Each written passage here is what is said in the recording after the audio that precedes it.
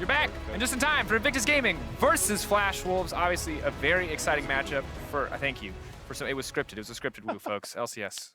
While Invictus Gaming looked absolutely unstoppable, it's important to remember that Flash Wolves had one of the best chances to upset IG last time around. We saw it, huge gold lead, a Kayn that was doing nothing in the jungle. Everything looked like it was going great for the Flash Wolves. It was one of those happy fun time games from IG. Remember, they kind of set up their draft, and we were all sitting in the caster room saying, oh, this is the Ning Kayn time. And that was where we saw Ning break out the Kayn, where the Shy was 0-7-7 on the cannon top at one point. They were trying a lot of stuff. We didn't get a real impression of what IG versus Flash Wolves with a more conventional draft would look like. Now IG kind of in this scenario to try a lot of stuff again. They're going to be playing in best of fives before too long. They're basically locked up the top of the table. So what IG we see, it's almost like we could kind of throw the darts at the dartboard and try to work out what IG are feeling for this game. Yeah, it's really hard to know, but based on the fact that IG, despite already locking in first, took a very serious game against TL and, played a very strong game against them, dominating TL yesterday. It led me to believe that they did care more about closing out these last few games cleanly, because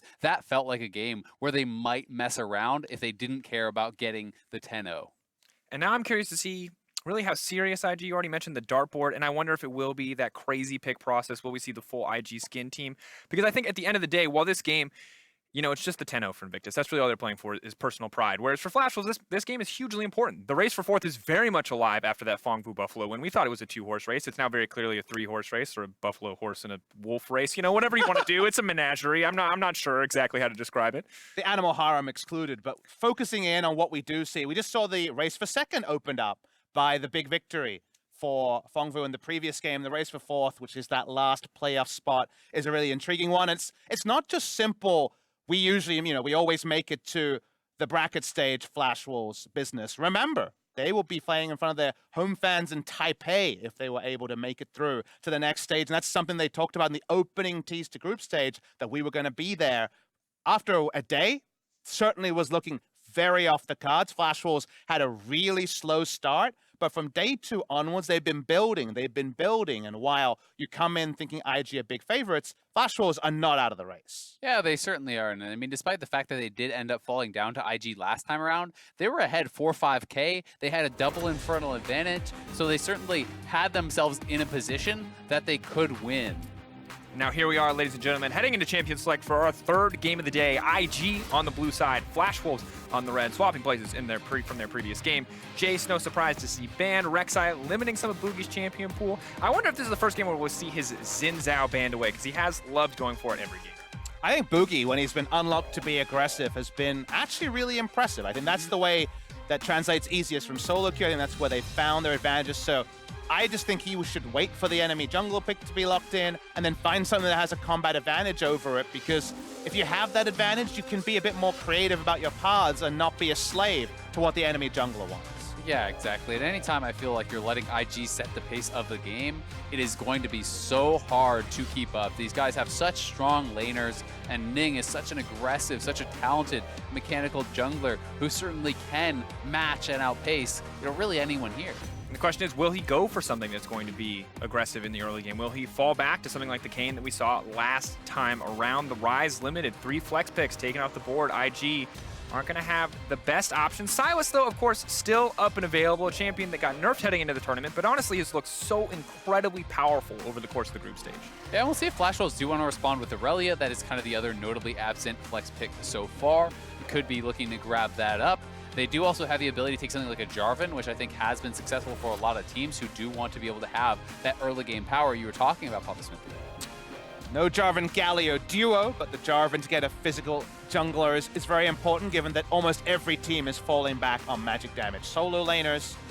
Now, at least the Kai'Sa's actually what they prize, trying to find Betty, some of his team fight royalty. And other teams might have considered Zyra Khan in this spot, but just happy to go the Kai'Sa that certain teams have really prioritized. And of course, if we can move into the mid game in an even game scenario, I'm excited to see how Betty and Jackie Love face up in skirmishes or team fights, two incredibly powerful AD carries, and often have been the center of the attention on both of these teams in the tournament. But it looks like we will have at least the Rakan locked in for now. I thought for sure we'd see the double lock, but some playmaking in the hands of Bao. That'd be very likely. I think we will get the Zyra Rakan. Certainly, this is a duo that is going to be exceptionally strong. And Kai'Sa, despite the fact that she is a strong late game carry, without something like a Galio or a Tom Kench paired alongside her, you do feel that, hey, maybe this could be abused. We did see Morgana as an answer last time. Something you had talked about yesterday was the Nautilus as an answer, perhaps to have that kind of guaranteed CC or counter engage, but it's interesting to see the Morgana kind of absent here after we just saw it work so well. Kind of have to pick your poison with Galio and specifically Tom Kench off the board. Teams have tried Braum, that didn't work in this tournament, even though the Feathers interaction is a preferential one.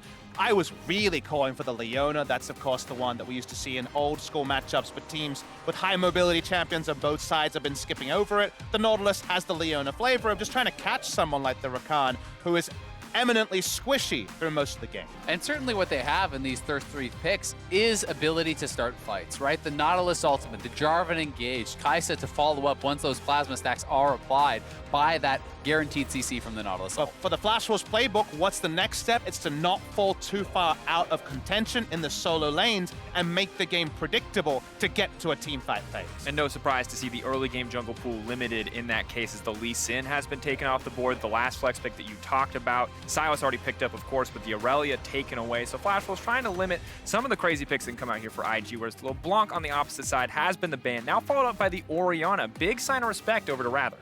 Yeah, Rather has been playing this pick, I think, to quite good effect, and we'll see if they want to take, Page out of the Boogie's book, perhaps, and go to something like the Xin Zhao if they are really trying to reach for another physical damage jungler. On the side of Flash Wolves, they need to blind pick something. Don't know where the Silas is going, and Kennen is at least eminently safe. Rather's champion pool is a lot of kind of conditional champions. He doesn't really play the flex picks with the same strengths of other teams, so it makes a lot of sense for him to get the overall last pick. Remember, that was occupied by Ning on the red side against Invictus Gaming in the first round, Rob. Another pick I'm looking at here, if they want to play a fast-paced game, is the Camille. They have already shown it before in this tournament. Certainly something that regionally has worked very well for Ning. And while we didn't necessarily see the strongest late game from G2, of course, the early game with that Camille Xayah Rakan trio was incredibly powerful, but we're now going to see the Nico locked in. I feel like most likely going into the hands of the Shy on the top side of the map. And if they do want to diversify that damage portfolio, Hecarim is up this game and will be a physical damage jungler, not really a Ning staple by any means, though. So if you're going on name power, certainly the Camille's your first thought. Will they pivot away and say, to hell with that, and go a different approach? This would be very different! Wow. It's very different. All right. Well, the one man who's consistently mixing it up in these Flash Wolves versus IG games is our boy Ning in the jungle, and it will be the Ivern now locked in. And Flash Wolves, I'm not sure if they're entirely prepared for this one, but they were hovering over the Cassio, and in the end, they are going to lock it in. Yeah, very surprising to see the Ivern actually coming out here. This is more damage on their side. Ivern, certainly a very different look from Ning, who is someone who is really highly prioritized, extremely aggressive picks in the LPL as well as here internationally, and wondering if he wants to turn it into a little bit of a happy game. It's not a first-time Ivern, but Ning is 0-1 career on the Ivern with no KDA to speak of, so they're definitely trying something, guys, and this one, it's not physical damage either. No, it's definitely not, but Ivern, I do feel it's one of those champions that you really have to have strong mastery of and a strong understanding of to actually be able to perform well. We saw, even famously Peanut trying to actually swap to Ivern when it had been very meta, and that not working out for him, despite the fact that he's an extremely talented jungler. What does Ning do? Get in your face and contest, and you can't steal camps walking up and channeling as Peanut showed us on the MSI stage in Rio de Janeiro 2 years ago. IG showing us something new in their games to close out the group stage. Of course, 2 more for them. The first one up against Flash Wolves. Flash Wolves close to finding a victory the previous time these two went toe-to-toe. And while for IG, they are just chasing that 10-0. On the opposite side for Flash Wolves, it means so much in the battle for fourth. 1 spot remains in those playoffs. That 4th place spot, 3 teams fighting for it. PBB slowly rising up. Liquid struggling in their first game of the day. Prime opportunity for Flash Wolves to find an edge here, to find an advantage, and potentially be able to take the game.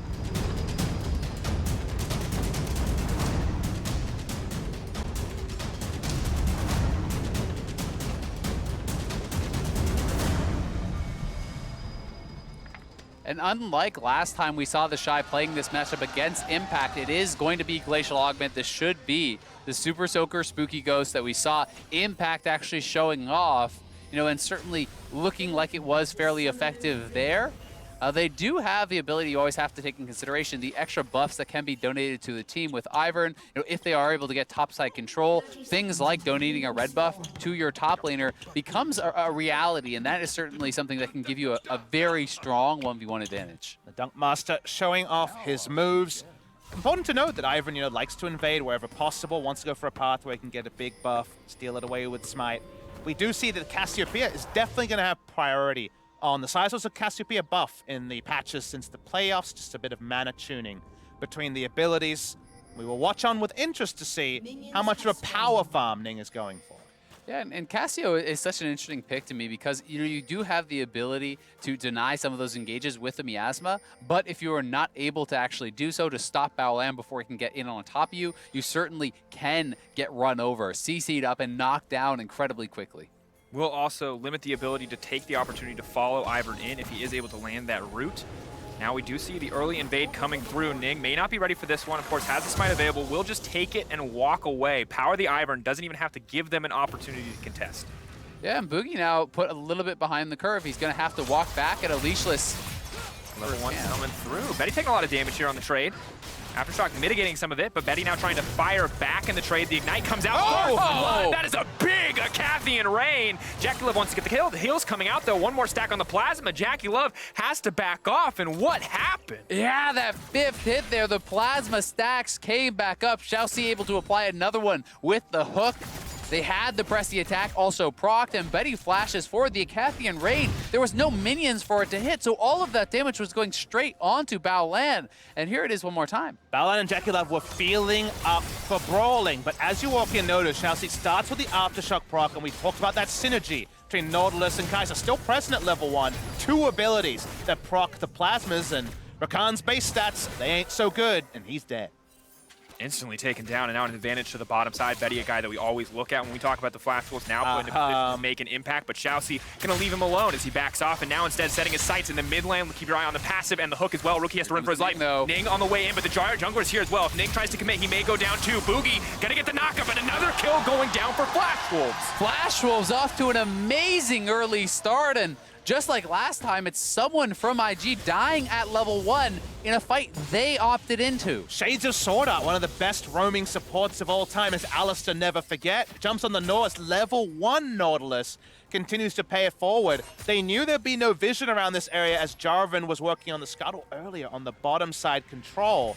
They get the TP back into mid lane. Things coming up. Flash was in a big way in the early game, 2 games in a row. Fantastic early game thus far. I love the callback to Sword Art, and especially when so much is on the line, when the chance to play in Taipei in front of your home crowd is there for the Flash Wolves. Absolutely massive in the early game as we look at a very fantastic roam from Xiaoxi. Yeah, and unfortunate timing for Rookie going forward in, does not expecting Xiaoxi to be there whatsoever, and despite the fact that Ning is around, Boogie coming down meant certain doom for Rookie. Needed a full team play to make it happen. Here we go again. We're gonna connect. Jackie Love flashes out to safety. The flag and drag is there. Jackie Love all but dead, running away with his life. Desperately trying to make it out of this one. The Acathian Rain one more time. Betty's gonna grab it. Everywhere he goes, the Midas touch for Boogie this game, and Ning is on a champion that cannot skirmish. As we know, they look like they're very practiced against this pick, and really hats off to Flash Wolves. Yeah, Flash Wolves tracking him from that level 1 with the invade, pushing the advantage, knowing that Ning is not going to be online and ready to take these sort of fights at this stage in the game. There's a hook going on bot side. We also have to check the trade in the mid lane. Ning there to back up with a shield, but that's about all he's contributed thus far this game, and still rather remains unafraid. May want to back and try to pick up an early tier or lost chapter here in this matchup. But Rookie, seeing the low mana bar and the low health bar, takes the opportunity to push for more aggressive trades. In case you're wondering at home, this is Emax for the trade damage on Rather as his Ning. Good sidestep. Root not going to connect as well. Sometimes I forget to get less excited when the jungler is Ivern. He could have gone for a flash Q. It's nothing like hyping him up when he walks out and goes, woohoo! Like, Yeah. yes, very exciting, truly. I mean, the insane mechanical play for Ivern is seeing yourself flashing on them for the slow and then queuing them. Oh, That's where you get advanced. I'm watching for that one as well. Thank you. You have to. One interaction that I do want to track as we move forward is Nico copying a melee champion. If taking the Ivern route will put her in melee range, which could potentially be a fantastic ult setup in team fights. Now, this is not a duo that I have seen yet, so I'm really interested to see if that is something that IG try to pull off. Lane spot's really horrible here for Rookie. That's why Ning walks up. Again, Emax, which was buffed Now you can spam those Twin Fangs with less mana penalty on the Cassio, and that is the skill order that Radha is taking. Does mean that he has less AoE to control the wave at times, but he just wants to stop Silas from free reign in here. So to take a step back and talk a little bit about some of the things that Ivern will offer later on, you're looking at Jackie Love, who's having such a fantastic tournament, and Ivern certainly does provide a lot of peel, a lot of protection for this AD carry. Bao Lan certainly will have the shielding. You have the additional shielding from the Ivern, Daisy offering the knockup as well as additional crowd control there. And Ivern can really become a very effective team fighter, also very adept at pressuring turrets because Daisy can be used to actually tank up a lot of those turret shots. So we'll see what Ning can make with this pick. You're throwing out the analysis bombs on Ivern, and I appreciate it. I just think that he wanted the champion closest to Bob Ross for this happy fun time painting, and Ivern certainly fits the bill. We'll see how many happy little clouds he gets the opportunity to paint. Unfortunately, it will be the Infernal Happy little spawn brushes. at this point. And Balon has to be careful here, or does he? Ning, waiting, standing in the brush menacingly as Dunkmaster Ivern.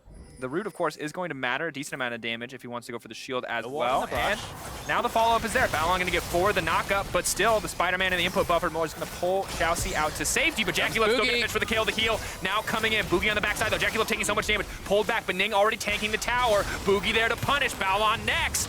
Challenging Smite comes in, but the Shy is here as well. The root going to land. Boogie going to get taken down. So incredibly low. Can they find the kill? The knockup is there. Rookie steals away the ultimate. Another kill to follow, and IG striking back. Yeah, IG able to pull a rabbit out of the hat here, losing so heavily on the bottom side, but despite that, they're able to skirmish their way out of these disadvantages and utilize that TP from the Shy to great effect. And the team play of IG in full effect is such a pleasure to watch. Both lanes outroamed their opposition. TP came in first and Radha was outroamed from the mid lane. That means they have first access and go 2 for 1. A slender lead, but a welcome one. And just an insult when you are the one getting your ultimate stolen away when you're level 4 for the Nautilus. But we take a look back at how this play unfolded. Yeah, gonna be able to lock up Xiaoxi, but they just don't really have a lot of damage in the tank to actually, fire back. And Betty stepping a bit too far forward into Jackie Love, trying to take down Bao Lan while Jackie Love is free firing on him. But then this hook from Xiaoxi was great, and Boogie arrives. And it's just the extra information of first access teleport and Rookie already in position for the turret dive. Comes in really nicely played by IG, but they needed to make a play like this because all previous tempo was advantage Flash Wolves. Certainly was, and that ultimate from the Shy looked like it was so close to missing. Literal It's pixels like off. It the had to be pinky pixels toe off. of Jarvan was still in that, and it's gonna do full damage, maybe. It technically counts. Knocked him up. And now IG's bottom lane. It's interesting to see how these plays have unfolded because despite them being put in a deficit in terms of kills, they're actually staying quite even in farm. And Betty now has to be careful because there's a bounty on his head. And you know that as we get later in the game, IG are going to look to cash in. It's a very different type of Xayah Rakan lane because usually when you have Nautilus support, your AD carry at all moments is worried about being ulted. This is actually just a kill the Rakan combo where you can apply that Phasma, keep him in spot with the root into the multiple forms of CC and take him down and actually keep Bao Lan accountable. But for now, at least, watching Ning, level 7, walking up.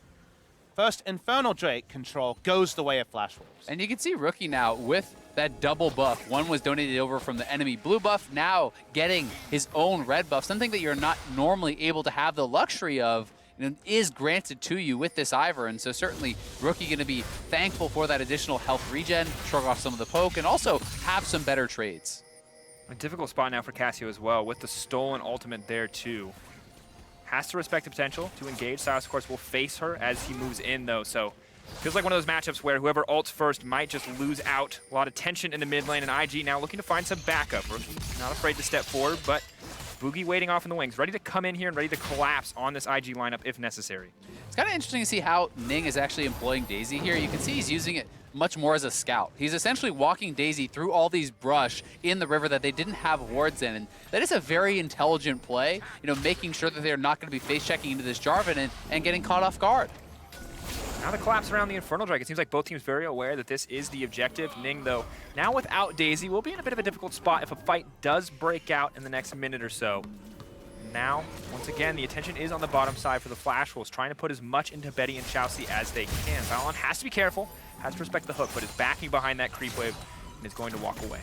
A lot of predictable entrances towards this Infernal Drake fight means that no one will end up fighting. Teleports down on both top laners, despite them having pretty overlapping effects in team fights. You were talking about how the AP Nico is basically canon in a lot of ways when it comes to team fight impact, so because of that, in the 1v1 though, the Shy should have a lot of shove options, because you have a lot of ranged push on the Nico that you have to get into melee range and pass through the minion wave as cannon to make work. So because of that, expect the game to be played under Hanabi's turret more often than not. Yeah, certainly the case, and that is where that Nico auto attack passive becomes very powerful. You can see right there that's demonstrated. The third hit outranges Kennon's autos. And now Ning is going to try to fully make his way out of there as Boogie commits the ultimate, but burns the flash in the process. Ivern, of course, not necessarily notorious for that 1v1, especially with the Moby Boots itemization. For a lot of matchups, you're kind of trying to work out what's the minimum expectation. For me, if it is Cassio picked into Sylas, it's some sort of lane control, not getting roamed on, just having a health bar advantage. A solo kill, very unrealistic, but being one turret plate down and going CS for CS, for now at least, rather, hasn't really found much out of the Cassio. And Rather, of course, not a guy that we necessarily expect to dominate lane, known, of course, for his team fighting proficiency, but still in this matchup, do expect to see more from him, do expect to see those larger advantages. Of course, though, when you put the nameplates back on, tough for anyone to match up one-to-one against Rookie. Exactly, and to his credit, you know, he is still going even. He is going to be that team fight threat. This is a Cassio who is going to scale very, very well into the later game stages, and IG pressing on this bottom side, trying to get the first turret, but it's actually the Flash Wolves who have taken the Rift Herald and they're looking top. They're getting more things. The Infernal Drake hasn't been started just yet. They're going to jam the Rift Herald instantly, but mid lane, Rather now going to be in trouble, has to flash out to safety. Glacial Augment will not connect on the back of that Super Soaker, and Rather will walk away for now, but a few more tower plates going to go in the favor of IG, and a lot of gold going into the pocket of Jackie Love as Rookie maybe forced to retreat back here. The CC connects. Rookie, is he going to try to commit for a battle land on the backside, and they are just going to try to delete Hanabi. Cannonall for Cannonall taken away, but Rookie will use him as a highway to escape on the back of the Abduct. turret dive there, super aggressive. This is a very IG move. Notice that so many teams around the world take the free Infernal Drake. They want stats now, not stats later with percentage scaling. So they're trying to get as many turret plates as possible, but they're going to lose their entire inner turret and top. They certainly are, and I mean, Flash Wolves are just funneling all this gold into Betty. He's the one getting all those solo turret plates from the first turret. He's the one getting all the solo gold from the second, and look at that lead between the marksmen here, 1,400 ahead of Jackie Love, largely off of this little string of plays. And now they have to keep their eyes on this Kai'Sa as we move forward into the game, because that is a huge damage threat. Of course, the Shy's lane lead is fantastic to have, but if the Kai'Sa is allowed to roam free or put in a position where she doesn't have to face the stronger members of IG, could be an absolute terror to deal with. And Flash Wolves doing very well so far in the early game. And the downside is if Kai'Sa gets a full reset and can run to Infernal, that just means that IG were not able to get as much as Flash Wolves, and they don't even get the Infernal as a fallback objective. It was so free because the enemy team was playing largely topside, but the battle lines have changed. That's what happens in League of Legends. Every back and ward timing changes where teams are strong, and right now is going to be an actual fight around that Infernal Train. Yeah, it'll be interesting to see if IG is willing to commit to it. They don't have a lot of their kind of playmaking utility, no flash or ult on Rookie or Baolan. Baolan's ultimate will be up soon, but those are really kind of the main primary forms of engage. Yes, it can be Shy coming in with an ultimate flash or something along those lines, but we'll see if they have the confidence to try to just establish vision around that area either way, because Betty is in such a strong spot. He has all his summoners, and Xiao Si does as well. See if they want to fish for the engage here. The Void Seeker going over the wall, trying to scout somebody out. IG, though, looking surprisingly comfortable playing in this Fog of War. Will donate it over a second red buff into the hands of Jackie Love. The scout. Went with the Daisy. Xiao Si now forced to run. The slow is there. Daisy just being obnoxious thus far, but all Flash Wolves waiting over the wall. The ward will spot them. Daisy deleted before the fight even starts, and IG may back off here, but with the pressure in mid lane, they're feeling a bit more confident to move up. Yeah, the positioning around this Infernal is so important. Ward battles will continue. Flash Wolves would have to come through the front door to make this play happen. A couple of poke damages go down to Xiao Si. Yeah, Xiao Si sitting at level 7. It is a pretty scary prospect to try to go forward into Rookie, sitting at that level 11.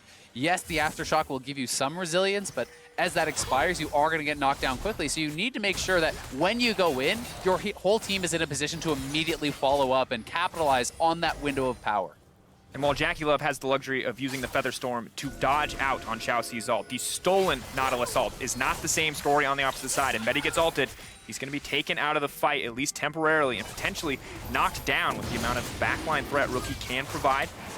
The gauntlet has been laid, though. Hanabi looking for the flank off to the side. IG starting this one up and slowly but surely taking it down. Bushes are being laid down, trying to hide as much information as possible, but they're on the Scuttle Crab. Baolon, fake Baolon, rather, now pretending on the top side, hoping maybe the Flash Wolves will step forward.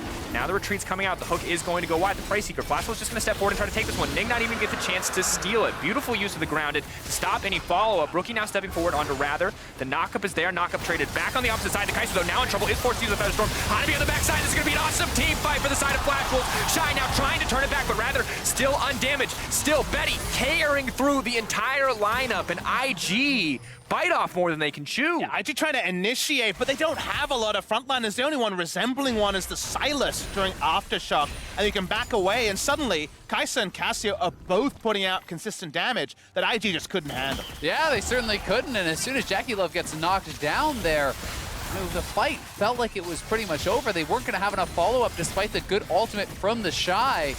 Now, Jackie Love, I'm not sure if it was a conscious choice or not, but he was late on the Featherstorm for the Nautilus ultimate, so that actually came through. If you watch here, the Nautilus ultimate comes out from Rookie, Xiaoxi trades it back, Jackie Love just actually gets knocked up, then uses the Featherstorm afterwards, so you're taking a little bit more damage, and Hanabi just really well timed, coming through right as the Featherstorm ends. I don't mind the play from Jackie Love without knowledge that Kennen is on the flank, but they had vision of him. They knew he was coming on the flank, so you couldn't afford to be too choosy with your cooldowns. He thought, I'm far enough away, I'll duck into the brush, they can't hit me initially, I'll be able to shrug it off. But they had vision on the flanking Kennen, and for that reason, I agree with you, Azael. Too late on the decision. And now not only do Flash Wolves have a tower lead and a small gold lead, they also have the Infernal Drake, and it's perfect because Betty gets to fight on 1.5 items, immediately goes back, and now has 2 items. An incredible power spike for the Kai'Sa. Yeah, the Rage Blade is just such a monstrously strong item for that Kai'Sa, proccing the plasma stacks much, much more quickly. And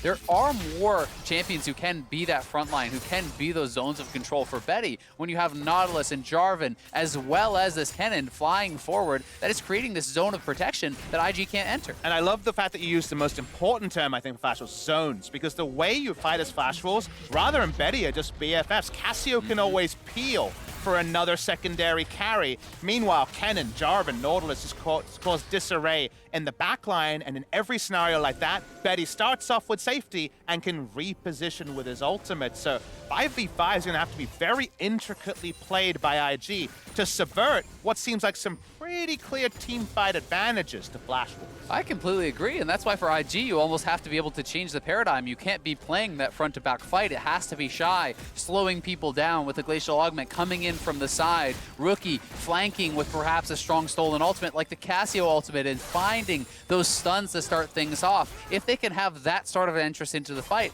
alongside Baolan, they may be able to break those battle lines and prevent Flash Wolves from setting up their zones of control. And in that fight, we saw a preview of the power of the Nico as we move later in the game. Fantastic knockup from the Shy. Not enough, given how impressive Hanabi's flank was. But there is signs for IG that they can find, that they can execute. The power and the champions is there. They just need to find the opportunities. For now, though, Flash Wolves trying to exert control over the map, laying down a bit of vision. Control ward there as well. Not able to sweep out too much of the topside vision from IG, but have total control of the mid lane and are now looking to push in and break down this tier 1 tower. A lot of the little wins are actually in the matchup between the Nico and the Kennen. We talked about the pushing advantage, and just the fact that Kennen spent most of the game on a flank. Pretty big CS discrepancy. It's only 30, but 110 CS at 19 minutes tells you that Hanabi's first focus hasn't been going for farm.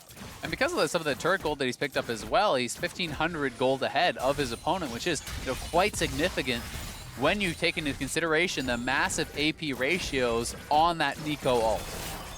Definitely the case. Jackie Love picking up what farm he can. A bit of an unfortunate game. Started off looking quite dominant for him as he went for the aggressive level 1 trade, but turned against him, and now he's kind of been put behind in so many exchanges, finding good opportunities, but they're always getting turned against him. Flash Wolves impressively matching IG, it feels like, at every turn thus far in the game.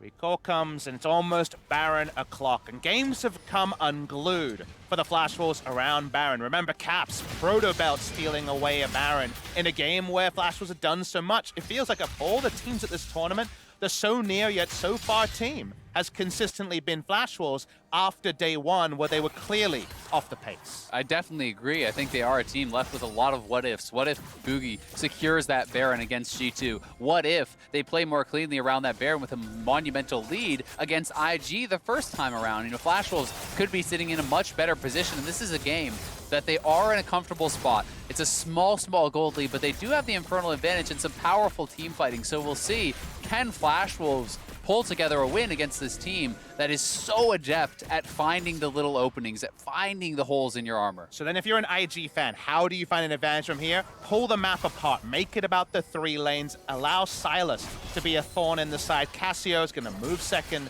Teleport is picked up by the Cassio, but the big thing here is when it comes to those group fights, unless you're finding a flank, it's probably going the way of Flash Wolves.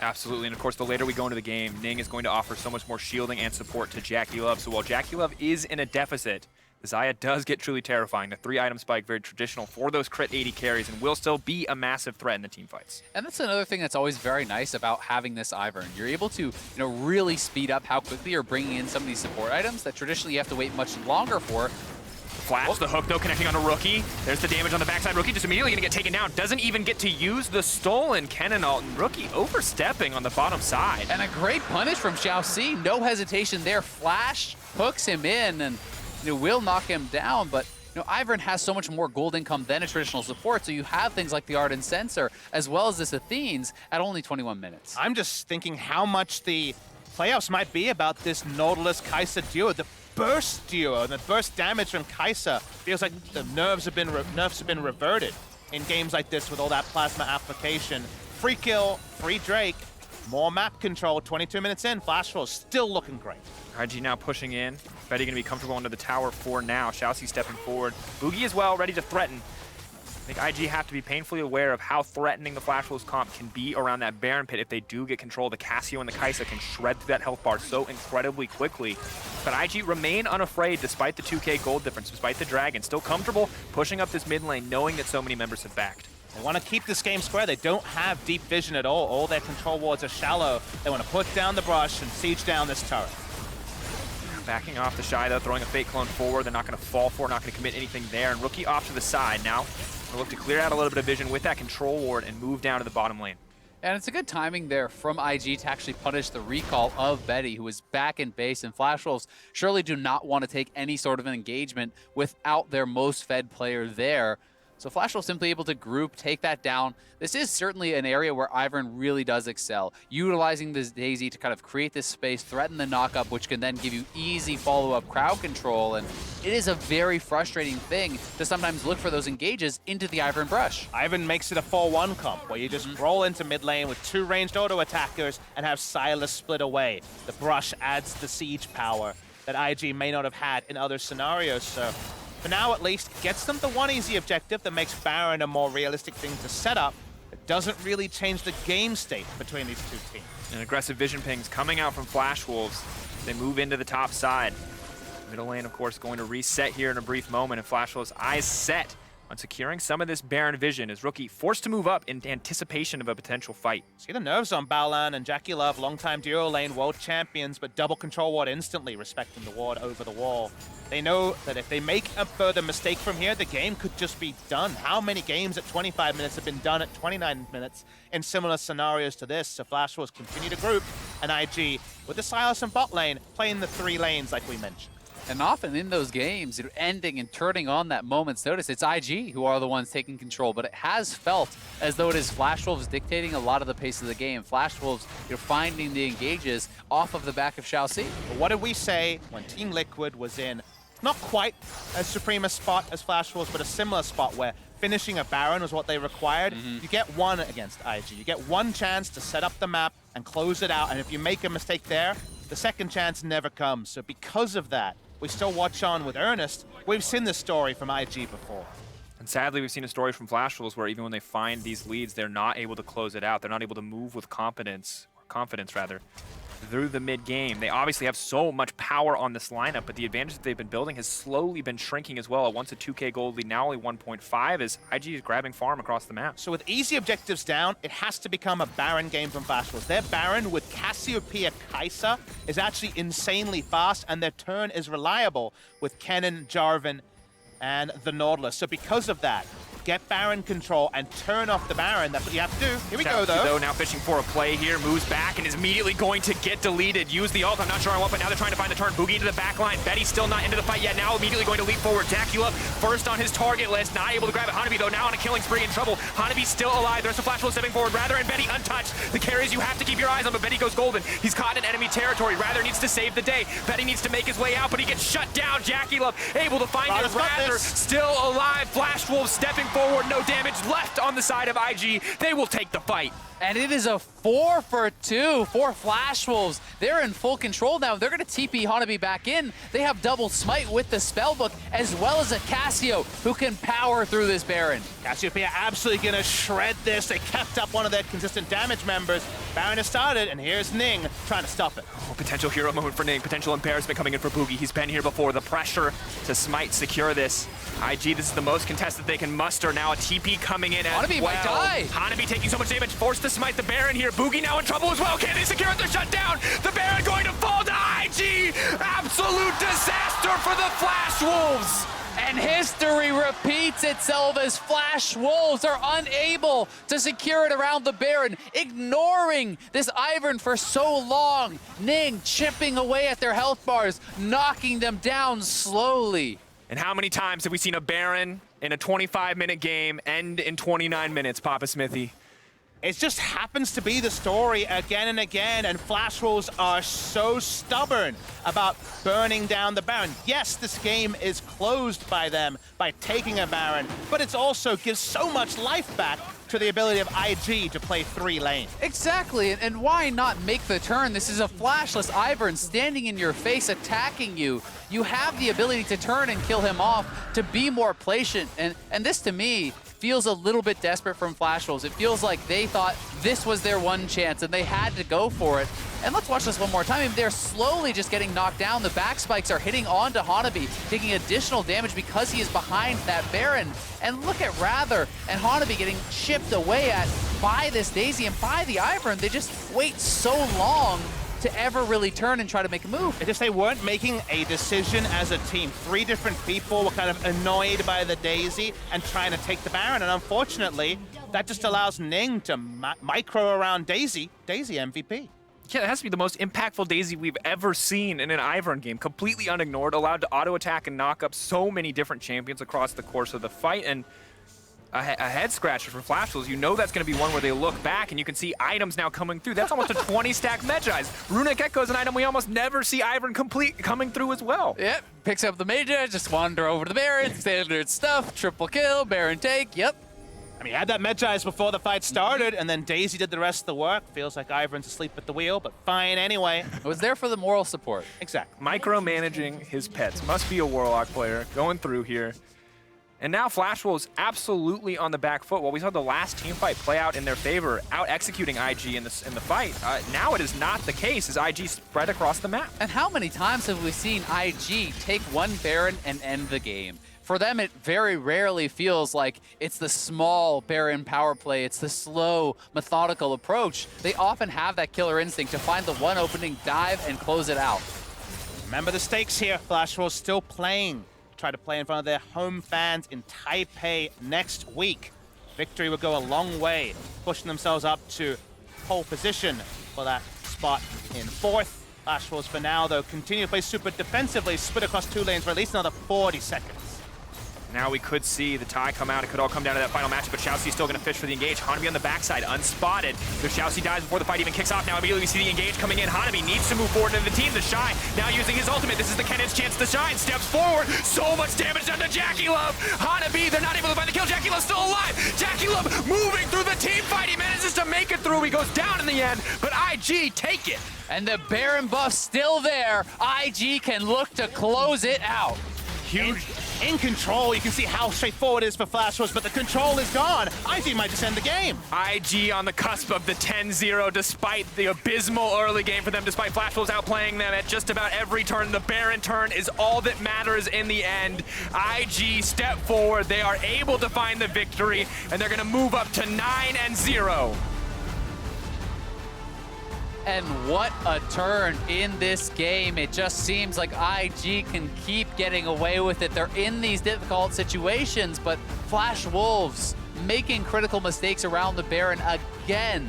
This really feels like the third time that they have been on the precipice of these huge upsets, these big wins against IG and G2, and not been able to handle themselves in that area. That just means that IG are knocking on being the first ever team to go 10-0 in group stages. And along the way, if you zoom in at portions of 3 or 4 of their games, it was very possible that they would drop along the way. But you give them a way in, and what did we say? You get 1 against IG. You don't get 2, and Flash Wolves, unfortunately, found that out twice. And when you look at that team fight, when I saw an Ivern going to contest, I never thought that that would be the outcome. You were chuckling a little bit, right? What's Ivern going to do? Airy, nice. I mean, Ivern actually does some significant damage. If you let him sit there and auto in that brush. That is a significant caveat. Yeah, well, they did. Absolutely did. We saw it. We did. Yep. Witnessed it firsthand. Well, the State Farm Analyst Desk is ready to break down Game 3. Take it away, Dash. Thank you, Dracos. I don't know how IG does it. I expect a lot of wild things out of this team from the LPL, but Ivern might be one of the things I expected the least here at MSI. No, I mean, it's Ivor and Ning. They just go hand in hand. Perfect playstyle match. You got the Lee Sin, the Camille, and the Ivan. That's what you got. It rounds it all out. Just a thumbs up from the LPL representative here. No, I mean, let's talk through this. All right. As best we can. We have expected some wild and happy things out of IG, and I'm not going to sit here and say that Ivern is now an S-tier pick. I have to imagine there is some legitimate reasoning behind this. I mean, okay, so Ivern, you can be a good control jungler in the early game. You're vision focused, you kind of control people a little bit, and then you have a good marksman in the late game that you throw all your shields and buffs on and make him a good team fighter. That's about what I got for you. I guess, you know, you can 4-1 a little bit if you split the Silas. We were talking about whether or not you go on-hit Nico with the Ivern to also give another target to apply the buff to. We decided that probably wasn't a good idea when we were talking through it, because then you have a split Nico, who the Ivern's usually not near. I don't know. On the other side of things, for Flash Wolves, this looks like an ideal composition. Very strong in the team fight, plenty of engage, plenty of CC. You've got Kaisa in the hands of Betty, who ultimately got many early kills and was definitely positioned to carry this game. Yeah, absolutely. And when you have a look at the Flash Wolves comms, they get pretty good lanes with everywhere except for the top side of the map, I think, you know, and their composition is a very straightforward comp to execute. As far as, you know, 2 tanks, 3 damage dealers go, a fair mix of damage, and then AP and AD and some CC. Like, they kind of got everything they wanted, and we saw in those team fights, when they were able to find the flanks, that it looked very, very good versus this IG lineup. Yeah, and so I felt like, especially since they were getting those early game leads, that Flash Wolves, no more excuses, right? We talked about the fact that they were getting better as a squad around team fighting and everything, and now they're just refusing to fight. They're just letting them beat them. I mean, they took fights, they won fights, but then deja vu moment around the Baron. Artificial intelligence. I don't understand what's going on here, Mark. So we talked about, you know, heading into MSI, the fight or flight mechanism, the lizard brain. They don't apparently have that. There's neither fight nor flight, as he just stands there and gets beat up by Daisy before they finally realize they have no HP. And One more. Yeah, Daisy is the MVP as far as I'm concerned. Just walk forward, start punching the Cassiopeia. I actually have no words.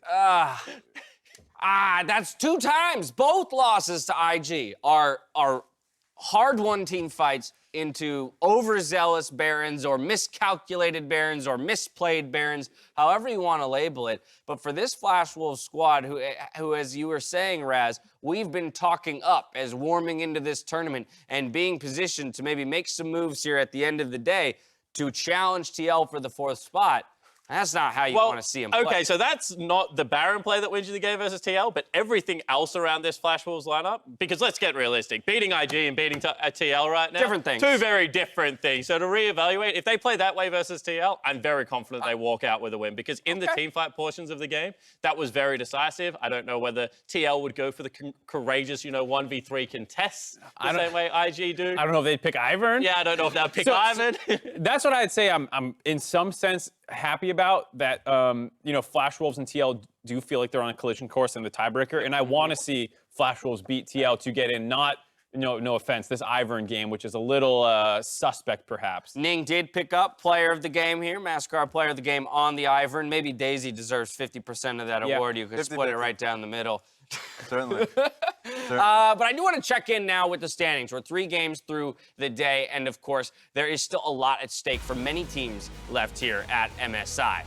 Yep, PBB is unfortunately eliminated from 4th place contention with that win. It is now a 2-horse race between Team Liquid and Flash Wolves. I love the fact that you said horse, because Team Liquid certainly. Aha! Team Liquid can secure themselves that 4th place if they are to beat G2 in the following matchup. Yeah, and just to confirm exactly why, Fongvu can still get to equal wins, but they haven't got the head-to-head against the Team Liquid lineup. Right. So even if they win their game now, there's no way to force, a crazy 3-way tie, so head-to-head does start to creep into this. However, in saying that, Flash Wolves just lost that game, which they maybe should have won, and it eliminates Fongvu Buffalo. Now the Buffalo gets a chance to return the favor. A game that no longer matters for them in the standings can mean that they just take the Flash Wolves out, kind of, allow the North American team to go through uncontested. Right, of course, if TL does not take down G2 here for Flash Wolves, that's a must-win victory against Fongvu to force the tiebreaker at the end of the day. Yeah, this is going to be insane to watch going forward. Just like taking a step back, I feel like nothing is really predictable any longer. I know it's not just Invictus Gaming, but more so like G2 falling to Fongvu Buffalo. I think just looking at Fongvu's play, I want to see them going into the next set because they seem like a train to deal with. Yeah, I think Flash Wolves are a super good early game team, which is something we've seen Team Liquid be susceptible to. So I think there's still a very high chance that Flash Wolves do get through.